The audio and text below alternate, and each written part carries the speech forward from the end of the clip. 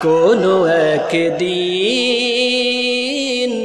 এদেশের আকাশে কালিমার পতাকা উড়বে, সেদিন সবাই খোদাই বিধান পেয়ে দুঃখ বেদনা ভুলবে।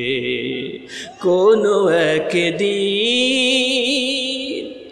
দীর্ঘ কয়েক বছর পরে চট্টগ্রামের ঐতিহাসিক প্যারেড ময়দানে কোরআনের সুললিত কণ্ঠে আপনারা কোরআনের মর্মবাণী শুনবেন। তাতে আপনারা খুশি নাকি বেজার? আজকের এই মুহূর্তে আমাদের সবচেয়ে বেশি মনে পড়ছে আমাদের আল্লামাকে, যার কোরআনের মর্মবাণীতে বাংলাদেশের প্রতিটি অঞ্চলে, প্রতিটি পথে প্রান্তরে কোরআনের বাণী তিনি ছড়িয়ে দিয়েছেন। আল্লাহ তাকে জান্নাতের সর্বোচ্চ মাকাম দান করুন, বলুন আমিন। সম্মানিত ভাই ও বোনেরা, ইসলামী শরিয়ার বিষয়ে অনেক লম্বা কথা আছে। সহজ কথা, ইসলামী শরিয়ার নীতি এবং পদ্ধতির কথা আমাকে বলা হয়েছে। তবে শুরুতে আমরা একটা কথা বলতে চাই, ইসলামী শরিয়ার নীতি এবং পদ্ধতির কথা যদি আসে, সবার আগে যে কথাটি আসে, ইসলামী শরিয়া কেন আমরা বাস্তবায়ন করতে চাইব, সবার আগে একটি কথা আসে, ইসলামী শরিয়ার বাস্তবায়নের প্রয়োজনীয়তা কতটুকু। আমরা যদি মুসলিম হয়ে থাকি, আমরা যদি ইমানদার হয়ে থাকি, একজন ইমানদার আল্লাহর পক্ষ থেকে যে বাণী এসেছে, রাসূল আরবি সাল্লাল্লাহু আলাইহি ওয়াসাল্লামের জীবনের মাধ্যমে ইসলামের যেই চরিত্র আমাদেরকে উপস্থাপন করে গিয়েছেন, সেটাকে অস্বীকার করার কোনো সুযোগ আছে? কোনো সুযোগ নাই। এই জন্য ইসলাম পরিপূর্ণ জীবন ব্যবস্থা, মুকাম্মাল নিজামে হায়াত। সেজন্য এটি আমাদের জীবন ব্যবস্থায়, আমাদের জীবন ব্যবস্থার মূলধারায় উপস্থাপন করা, সেটিকে মূলধারায় সংযুক্ত করা, এটা আমার ইমানি দায়িত্ব, একজন মুমিন হিসেবে দায়িত্ব, একজন মুসলিম হিসেবে দায়িত্ব। সেজন্য শরিয়া আমাকে গ্রহণ করতে হবে। একজন মুমিনের শরিয়ার বিকল্প কোনো জীবন পদ্ধতি সে গ্রহণ করতে পারে না, এটি আল্লাহ সুবহানাহু ওয়া তাআলা বলেছেন। কারণ শরিয়া আমাদের জন্য পরিপূর্ণতা দিয়েছেন কে? এই জন্য আল্লাহ বলেন, আল-ইয়াউমা আকমালতু লাকুম দীনাকুম ওয়া আতমামতু আলাইকুম নি'মাতি ওয়া রাদিতু লাকুমুল ইসলাম দীনা। ও মানুষেরা শোনো, পৃথিবীর কোনো মন্ত্রতন্ত্র তোমাদের প্রয়োজন নাই। কিয়ামতের আগ মুহূর্ত পর্যন্ত তোমাদের জীবন পরিবর্তন করার জন্য যা যা লাগে এই দিনের মাধ্যমে আমি তোমাদেরকে পরিপূর্ণতা দিয়েছি।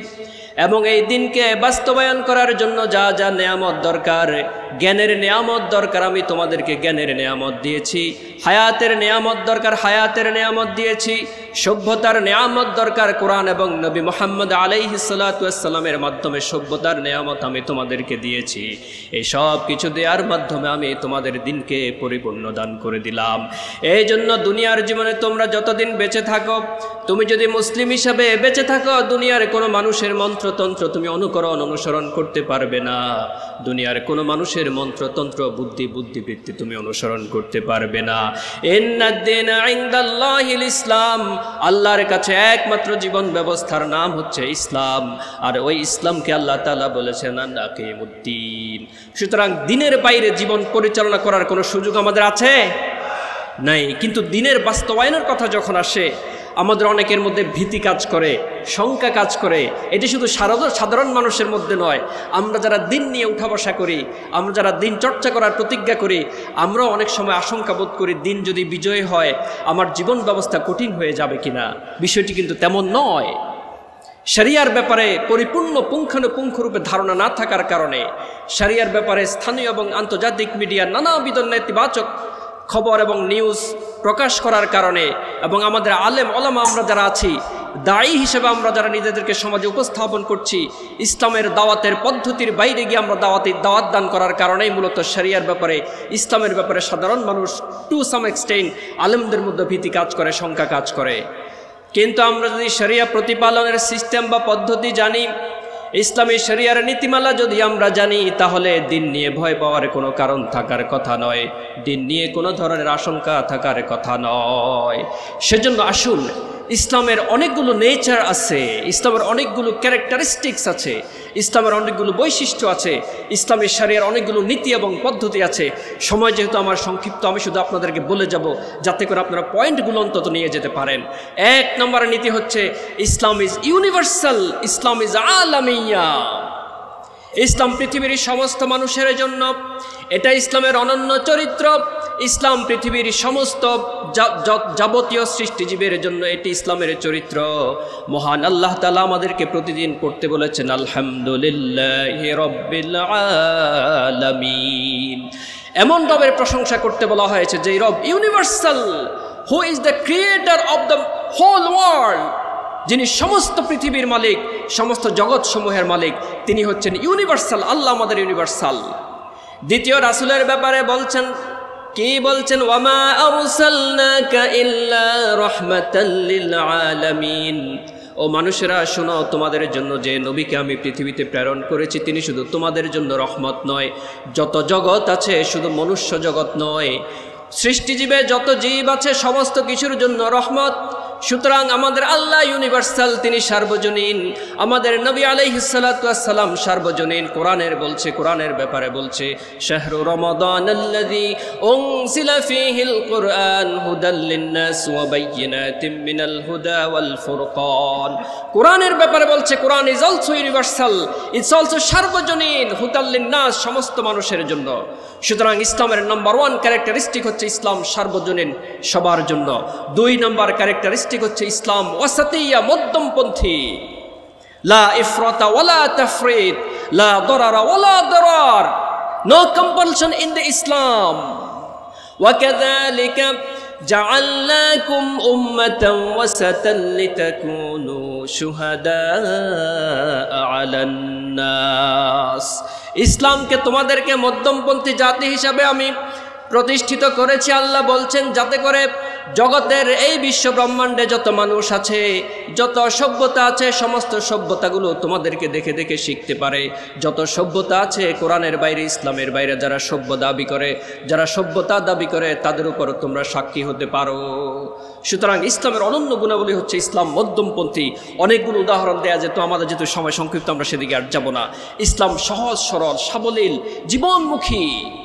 ইউরিদুল্লাহু বিকুমুল ইউসরা ওয়ালা ইউরিদু বিকুমুল উসরা।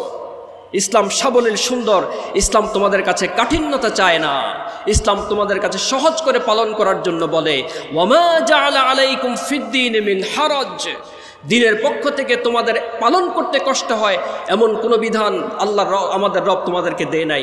সুতরাং ইসলামের আরেকটি গুরুত্বপূর্ণ নেচার হচ্ছে, ক্যারেক্টারিস্টিক হচ্ছে, Islam is very human friendly. It's easy to perform. এটা পালন করা অনেক সহজ, এটা গ্রহণ করা অনেক বেশি রেশনাল, অনেক বেশি যৌক্তিক। 3 নম্বর হচ্ছে, পরবর্তী হচ্ছে যে ইসলাম অনেক বেশি যৌক্তিক।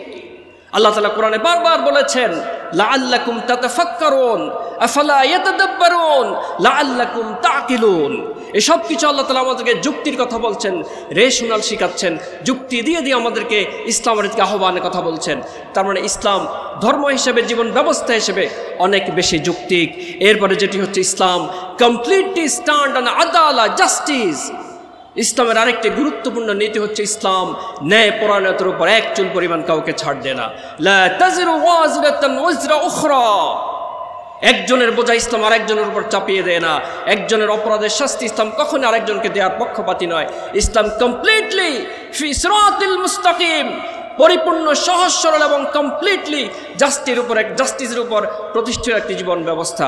সুতরাং ইসলামের আরেকটি গুরুত্বপূর্ণ দিক হচ্ছে ইসলাম আদালা প্রতিষ্ঠিত করে। ইসলাম ইনসাফ ভিত্তিক জীবনযাপন মানুষের মধ্যে প্রতিষ্ঠিত করতে চায়। নাম্বার 3, এরপরে যে বিষয়টি হচ্ছে ইসলাম দুনিয়া এবং পরকালে জবাবদিহিতামূলক জীবন ব্যবস্থা। এগুলোর প্রত্যেকটির কোরআন এবং হাদিসের দলিল আমি নিয়ে এসেছিলাম। সময় যদি আবার কখনো আমাদেরকে সংকুলান করে আমরা আরেক সময় বলতে পারবো।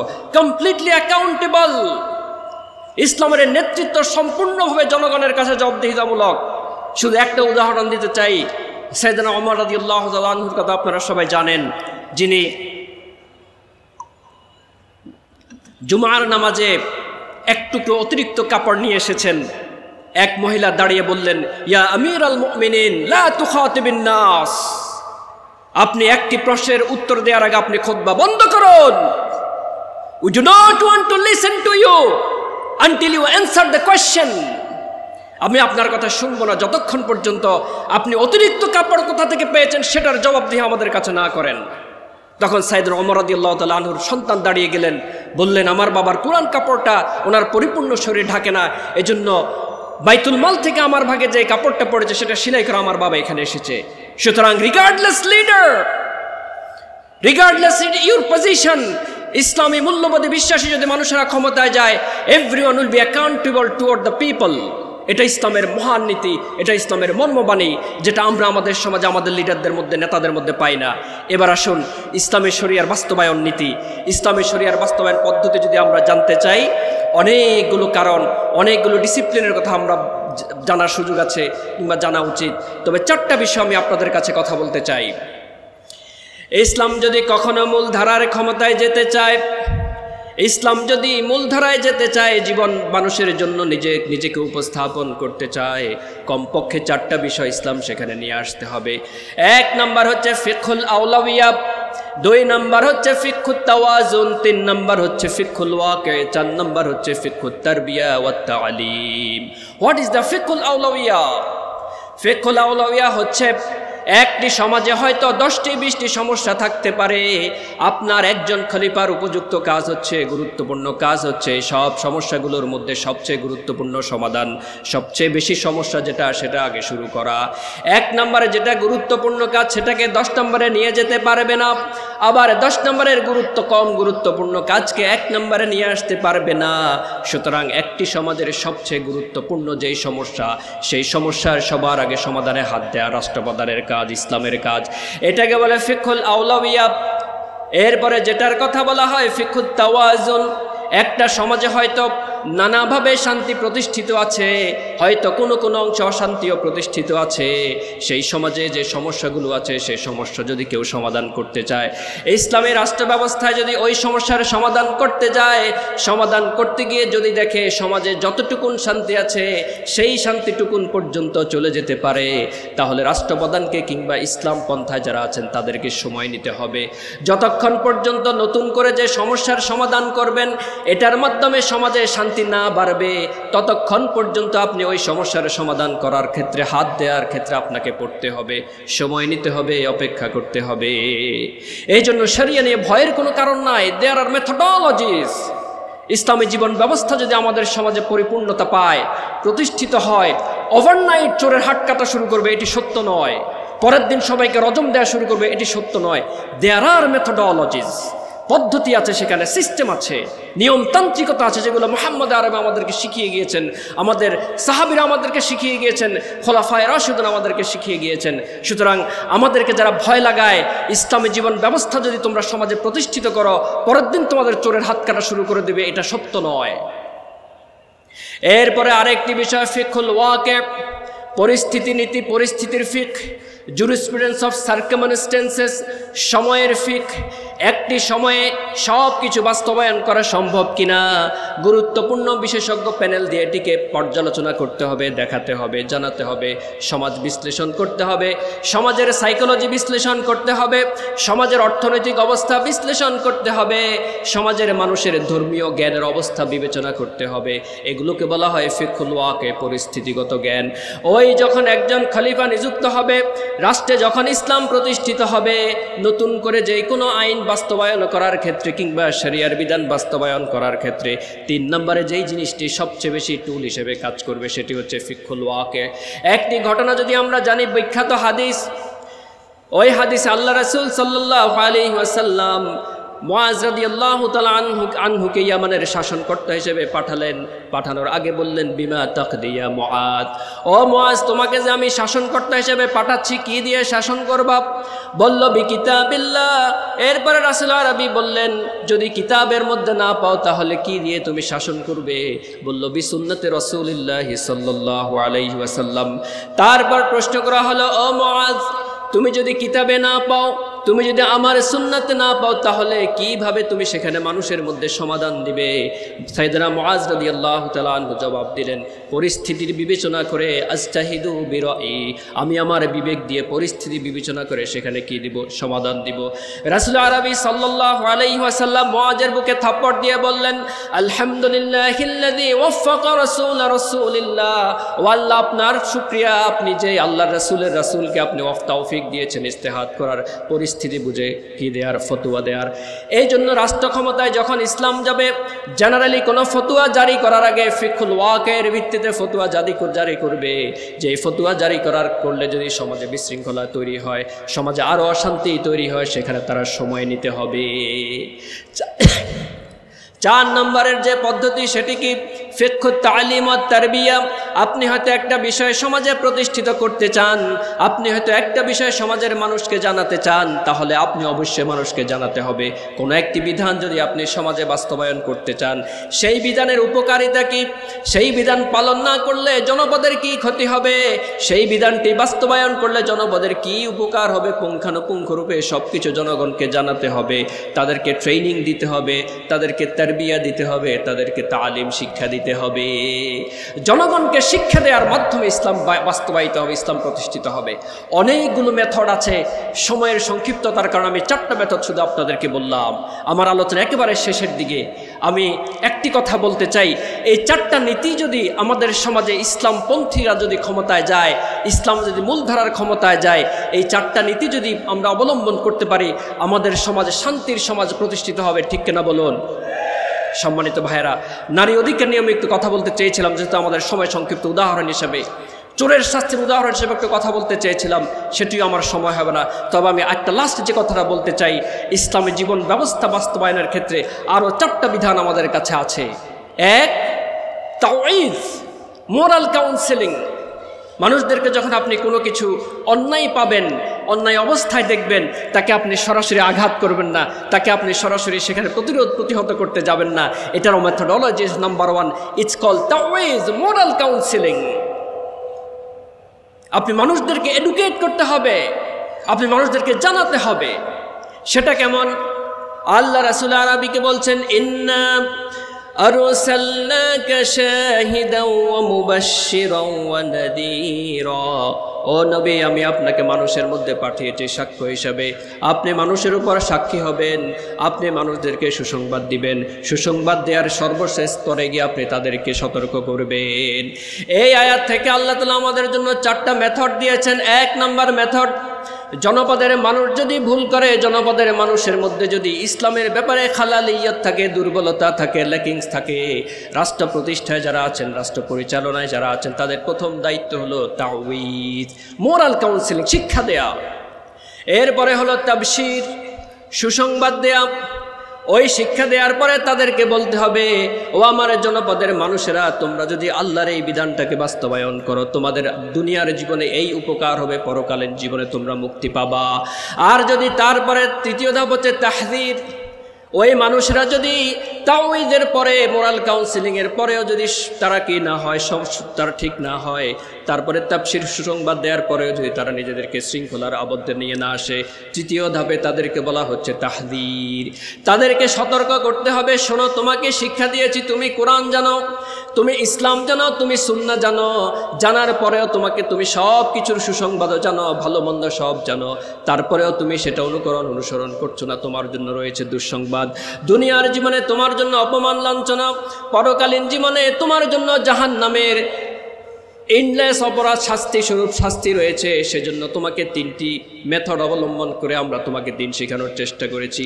এই 3টি যদি প্রথম ধাপে ফেল করে, তারপরে 4র্থ নাম্বার হচ্ছে তাযীব, আযাব দেয়া, শাস্তি দেয়া। এই তাযীবের দায়িত্ব আল্লাহ কোনো মানুষকে দেন নাই। মানুষ যাতে ভুল করে দুর্বলতার বশবর্তী হয়ে শরীয়তের কোনো আইন বাস্তবায়ন করতে গিয়ে, শাস্তি বাস্তবায়ন করতে গিয়ে অন্যের উপর সীমা লঙ্ঘন না করে। এই জন্য শরিয়ার যত শাস্তি আছে সব শাস্তির সীমাবদ্ধতা আল্লাহ নিজের হাতে রেখে দিয়েছেন। তবে ক্ষেত্র বিশেষ সেই শাস্তি বাস্তবায়ন করার জন্য আল্লাহ তার খলিফাকে দায়িত্ব দিয়েছেন। জমিনের খলিফা সেই শাস্তি বাস্তবায়ন করবে, কিন্তু শাস্তি নির্ধারিত আল্লাহর পক্ষ থেকে।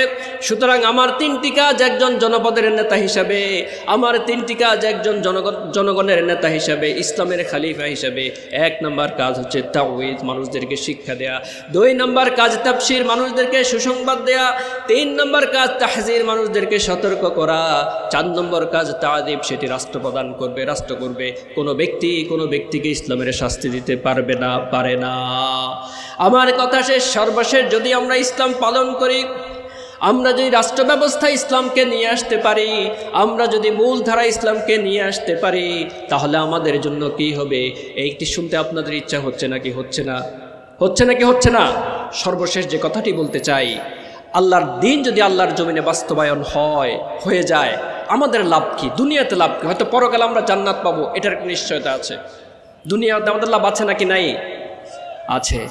আল্লাহ বলছেন, ওয়ালাউ আন্না أهل القرى آمنوا واتقوا لفتحنا عليهم بركات من السماء والأرض ولكن كذبوا فأخذناهم بما كانوا يكسبون আফসোস জনপদের মানুষদের জন্য আফসোস।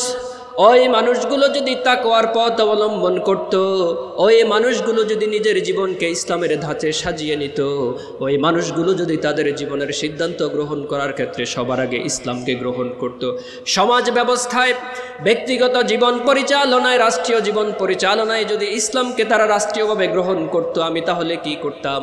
তাদের জন্য আসমান এবং জমিনের সমস্ত বারাকার দরজাগুলো উন্মুক্ত করে দিতাম। সুবহানাল্লাহ বলবেন না? ওয়ালাকিন কাযযাবু, কিন্তু আফসোস, মানুষ তো আমার দিনকে মিথ্যারোপ করেছে, মানুষ তো ধর্ম নিরপেক্ষতাকে গ্রহণ করেছে, মানুষ পুঁজিবাদকে গ্রহণ করেছে, মানুষ ব্যক্তির জীবন ব্যবস্থাকে গ্রহণ করেছে, অমুকের চিন্তাকে জীবনের আদর্শ হিসেবে গ্রহণ করে নিয়েছে। এই নেয়ার মাধ্যমে সে আমার দিনকে অস্বীকার করেছে। দুনিয়ার জীবনে তুমি যেহেতু আমার দিনকে অস্বীকার করেছ, পরকালীন জীবনে যেই কাজ করেছ, বিমা কানু ইয়াকসিবুন, যতটুকুন দুনিয়ার জীবনে ইসলামকে অস্বীকার করে এসেছ, ঠিক ততটুকুন শাস্তি তোমার জন্য পরকালের জিন্দেগিতে রয়েছে। তাহলে ইসলাম যদি প্রতিষ্ঠিত হয়, রাষ্ট্র ব্যবস্থা যদি শরিয়া আসে, তাহলে আসমান এবং জমিনের অবারিত বারাকার দরজা খুলে দিবেন কে? আমরা কি সেটা চাই নাকি চাই না? আমরা কি সেটা চাই নাকি চাই না? লিল্লাহি তাকবীর, লিল্লাহি তাকবীর। আগামীর দিনে যদি ইসলাম প্রতিষ্ঠার সংগ্রামে আমার নিজেকে প্রয়োজন হয় রক্ত দেওয়ার জন্য, কে কে প্রস্তুত আছে? হাত তুলে আল্লাহু আকবার বলো।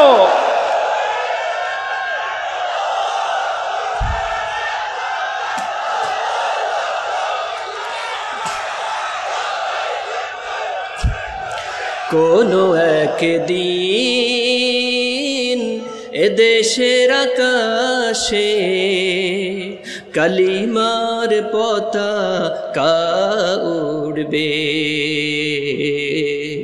সেদিন সবাই খোদাই বিধান পেয়ে দুঃখ বেদনা ভুলবে। কোনো একদিন هذا ما عندي عليه توكلت وإليه أنيب سبحانك اللهم وبحمدك أشهد أن لا إله إلا أنت أستغفرك وأتوب إليك।